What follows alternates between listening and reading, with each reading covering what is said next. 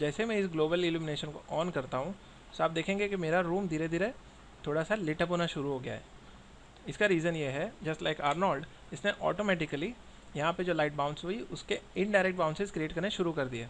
अगर मेरा जो अंदर का कारपेट है वो अगर मैं चेंज करके इसका जो शेडर है रेड रंग, जिसका कलर फ़िलहाल रेड है, अगर मैं इसको चेंज करके ब्लू करता हूँ तो मेरा जो रूम है वो ऑटोमेटिकली ब्लू हो जाएगा या तो पर्पल हो जाएगा। So what ever colour you keep for your objects they will B bounced around inside the room and this will give you the most natural looking output possible। अभी यही जो चीज़ थी ये हम सालों पहले करते थे वीरे में, अभी ये चीज़ आर्नोल्ड में और फर्दर फास्ट हो गई है। So that is why we generally use GI, जिससे कि आपको बाउंसेस एडिशनली देना ना पड़े, ऑटोमेटिकली हो जाए। सो you can see this area, यहाँ पे बाउंसेस काफ़ी अच्छे हो रहे हैं। सो this is how your GI works. Okay, और GI के अंदर आपको यहाँ पे प्राइमरी बाउंसेस और सेकेंडरी बाउंसेस के दो ऑप्शन दिए जाते हैं। अभी ये इंटरनल एक इंजन होती है या तो फिर कह सकते हैं कि रेंडरिंग एल्गोरिदम्स होते हैं जो कि काम करते हैं while calculating your light bounces. So what I will do is, instead of primary bounces के अंदर जो ब्रूट फोर्स है ये एनिमेशन के लिए काम में आता है, नॉट फॉर स्टैटिक इमेजेस। सो इस ब्रूट फोर्स को मैं चेंज करके I will make it irradiance map. यहाँ पे इरेडियंस मैप ले लेना है और इसके नीचे लाइट कैश ले लेना है। Okay, so these two are the combination जो कि अगर मैंने आपको जो PDF दी थी, if you want I can even re-upload that जो PDF है। so you can just go through these combinations and just come up with a very desirable combination जिसके अंदर speed भी है और quality भी है। so these two combination are the best और they are the most widely used as far as V-Ray is concerned। तो आप irradiance map primary में ले लीजिए और secondary bounces light cache में ले लीजिए।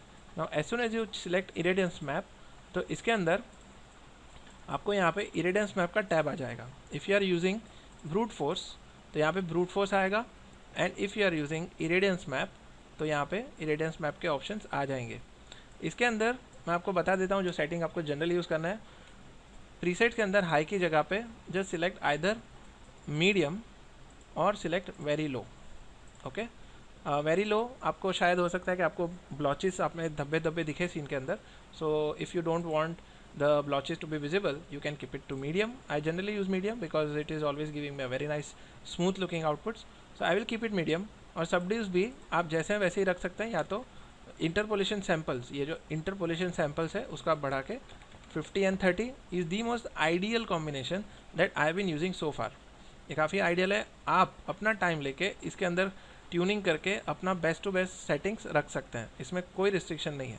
So please go through that PDF, जो फ्रांसिस्को लैग्रेंजी का जो PDF है उसको देख के आप अपना खुद का जो सेटिंग है वो आप फिगर आउट कीजिए और अपना आउटपुट को जो है ऑप्टिमाइज़ कीजिए।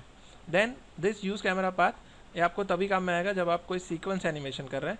आप इसको ऑन भी कर सकते हैं, ऑफ भी कर सकते हैं, doesn't matter, but just for safer side अगर आपको लगे कैमरा एनिमेट करना है so you can use camera path only for animation. Then comes your irradiance map advanced. Advance के मतलब क्या है कि इसमें एनहांस डिटेल्स करके लिखा हुआ है। एनहांस डिटेल्स में ये होगा कि आपका टाइम बहुत लगेगा रेंडरिंग के अंदर, लेकिन उसके जो शेडो है, जो कॉन्टेक्ट शेडो है, वो आपको ऑलमोस्ट ऑक्लूजन टाइप के कॉन्टेक्ट शेडोज दिखेंगे, जिससे आपका आउटपुट काफ़ी डेप्थ वाला दिखेगा। लेकिन एनहांस डिटेल करने से टाइम बढ़ जाता है। सो फिलहाल I am not switching it on, but when at your convenience, आपको जब भी लगे तो you can always switch on this enhance details and see the difference for yourself. Enhance details को फिलहाल हम ऑफ ही रखते हैं। Then comes your light cache. Light cache के जो सबड्यूज है यही पूरा काम करेगा। आप जितने कम रखोगे आपको सीन के अंदर ग्रेन ज़्यादा दिखेंगे, डॉट डॉट ज़्यादा दिखेंगे। तो 1000 is the most ideal one. You can keep it 500 also and see that your output does not come nicely. तो आप इसको बढ़ा के 1000 या 1500 भी कर सकते हैं, लेकिन इससे टाइम बढ़ जाएगा ना। All these things they will be utilize when you are rendering your sequence animation. So फिलहाल just let it be. Light cache में भी एडवांस के अंदर आपको कुछ भी टच नहीं करना है। यहाँ पे caustics, all of you know caustics, how to switch them on. Caustics on करने से आपको जो ग्लास के अंदर से क्रिस क्रॉस होके जो पैटर्न दिखती है on the other side, that will start to appear. But currently we don't have any glass object, so we are just keeping it as it is. Setting में displacement and this and that, ये सारा आपका displacement का जो अगर आपने map use किया हुआ है तो वो काम में आएगा उसके। सो फिलहाल इसके अंदर कुछ आपको नहीं करना। डिस्ट्रीब्यूटेड रेंडरिंग तब आएगा जब आप मल्टीपल मशीन्स को एक ही आउटपुट के लिए यूज़ कर रहे हैं। यानी कि अगर आपके 2 i7 है तो आप दोनों i7 को यूज़ करके आपका जो आउटपुट है उसका टाइम आप आधे जितना कम कर सकते हैं। अगर आपका रेंडरिंग हो रहा है 20 मिनट में, तो हो सकता है आपका 2 मशीन यूज़ करके वो टाइम है वो 13 मिनट या 14 मिनट या 11 मिनट में ख़त्म हो सकता है। तो डिस्ट्रीब्यूटेड रेंडरिंग ऑन करने से आपके 2 मशीन एक ही फ्रेम पे काम करेंगे, जिससे कि आपका आउटपुट निकलने की जो स्पीड है वो काफ़ी बढ़ जाएगी। Now system dynamic memory limit, ये I don't know the exact significance of this particular option, but as soon as you keep on it, आप देखेंगे कि यहाँ पे नीचे की तरफ ये जो आपकी स्पेस है उसके अंदर आपको कुछ इंस्ट्रक्शन दिखेंगे। तो total RAM limit in MB for the dynamic ray tracers, ray casters. Okay, so ये काफ़ी टेक्निकल चीज़ है। So if you are keeping 5000 for now, ये अभी के लिए आप इतना ही रखते हैं। When you have larger scenes, तब जाके आप इसमें 19-20 करके या तो इसको चेंज करके कुछ देख सकते हैं कि इफ़ योर हेयर या फर या कुछ रेंडर नहीं हो रहा है, so you can change this limit and see if it is helping you in any way. Okay, so there are many things which are very technical, और इसीलिए लोग वीरे को छोड़ के आर्नोल्ड पे ज़्यादा काम कर रहे हैं, because of all these additional controls which VRay has given you. Use Embree is for i7। अगर आपके पास i7 है तो आप इस ऑप्शन को यूज़ करके आपका एक सिग्निफिकेंट टाइम इसमें डिफरेंस आएगा।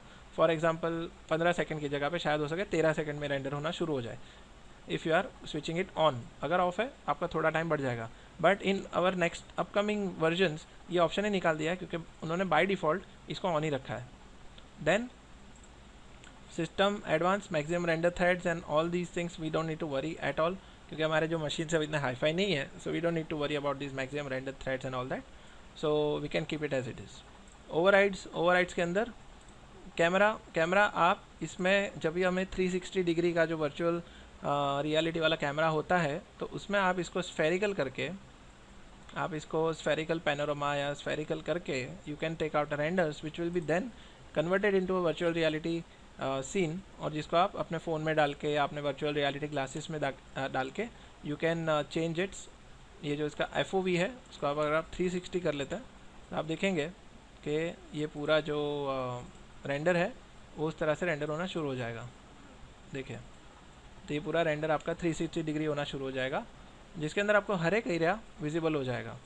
But currently we are doing it standard, so basically ये जो कैमरा 45 डिग्री का है वो अभी वैसे ही रहेगा। But if you want to render virtual reality renders, तो आप इसको चेंज करके उस टाइप के रेंडर्स निकाल सकते हैं वेरी इजीली। ज्योमेट्री के अंदर ये सारी चीज़ें जैसी है वैसे ही रखिए, इसमें ज़रा भी आपको चेंज करने की ज़रूरत नहीं है, इसमें सारी चीज़ें आ जाती है। लाइटिंग के अंदर इसके अंदर डिफ़ॉल्ट लाइट्स, नाउ ये चीज़ जो है लास्ट टाइम मैं आपको एक वीडियो में नहीं बता पाया था। When you want to switch off the default lights, जब भी आपकी कोई सीन में लाइट नहीं रहेगी तब ये डिफ़ॉल्ट लाइट ऑन रहेगी, तो आपके सीन में ऑब्जेक्ट दिखेंगे। लेकिन जैसे ही आप कोई लाइट बना लेते हैं तो ये ऑप्शन डिसेबल हो जाएगा, तो काम करना बंद कर देगा। ओके, सो अगर आपको पूरा सीन ब्लैक देखना है तो आपको इस ऑप्शन को ऑफ कर देना है। शेडोज ऑब्वियसली आपको ऑन ही रखना है। Now as I have been telling all of my students कि भाई मेरे स्टूडेंट्स को शेडो के साथ बहुत बड़ी तकलीफ़ है। हमेशा देखता हूँ कि जब कोई स्टूडेंट कंप्लेन लेके आता है कि सर मेरा जो सीन है वो काफ़ी लो डिटेल लग रहा है, उसका एक ही रीज़न है कि वो बंदे ने शेडो ऑन नहीं की है। सो प्लीज़ लाइटिंग कम करो, शेडो ज़्यादा डालो। Okay, so this is one request that I am making to all the students, so please do that. Now rest of all the things we don't need to check, और इसको change नहीं करना, जैसे वैसे ही रखें। Light evaluation that also we need to keep it as it is. Materials, ये भी सारी चीज़ें हैं, ये सारे ग्लोबल ऑप्शन है आपको, जो कि आप यहाँ से अगर ऑफ करेंगे तो पूरे सीन में ये इम्प्लीमेंट हो जाएंगे। इसको भी ऐसे ही रखना है, टेक्सचर्स को भी वैसे ही रखना है, कोई आपको इसमें चेंजेस नहीं करना है।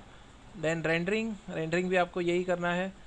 डोंट रेंडर फाइनल इमेज, इसका भी एक बहुत ही बड़ा यूज़ है, जो कि मैं आपको सीक्वेंस एनिमेशन अगर हम कर पाएँ तो वो मैं आपको उस टाइम पे दिखा पाऊँगा। नाउ एनवायरनमेंट, ये बहुत ही ज़रूरी चीज़ है, because last time I could not find this particular option, तो वो आपको मिलेगा ओवरराइड्स के अंदर, जो कि आपका जो सन एंड स्काई है उसको क्रिएट करने में मदद करेगा। Okay, so sun and sky का जो, जैसे आर्नोल्ड में फिजिकल सन एंड स्काई है, Arnold sun and sky, mental ray में फिजिकल सन एंड स्काई है, उस तरह से वीरे का भी जो सन एंड स्काई है वो आपको ओवरराइड्स के अंदर यहाँ पे एनवायरनमेंट के अंदर दिखाई देगा। Volumetrics, now these are may be these are your